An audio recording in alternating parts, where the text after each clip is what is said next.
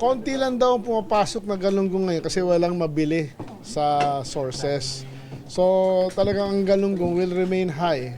Pero meron naman, marami daw pumapasok is yung mackerel, yung tulingan eh. So that is expected, the prices of mackerel is expected to go down dahil papasok na yung mga importation. Out of the allocation natin na 55,000 tons, only 30% na pumapasok pa lang at this time due to siguro supply issues kasi di ba yung may bagyong dumaan dito tapos yung bagyo dumaan din ng China sa source tapos ngayon pa lang papasok eh. So we expect the fish prices to on mackerel to go down.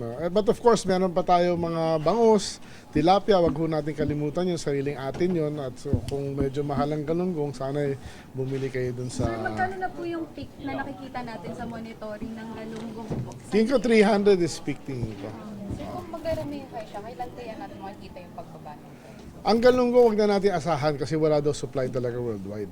No? Yan ang sabi ng merkado and I did my own research. Totoo naman talaga. Pero yung mackerel should go down to 250 to 230 hopefully. So you're urging po consumers to go for alternatives muna po? Yes. Sir, ano yung stable na price ng galunggong? 250 to 230? Hindi, wala talagang supply eh. Kasi it's a supply and demand thing eh. Kung kung limited talaga yan, tataas talaga ang presyo. Kasi I'm not saying na bababa yan dahil hindi naman I'm just being honest about it, di ba? But then there's others, diba? Kung ganyan kamahal yan, magmanok na lang kayo, magganon nila, di ba?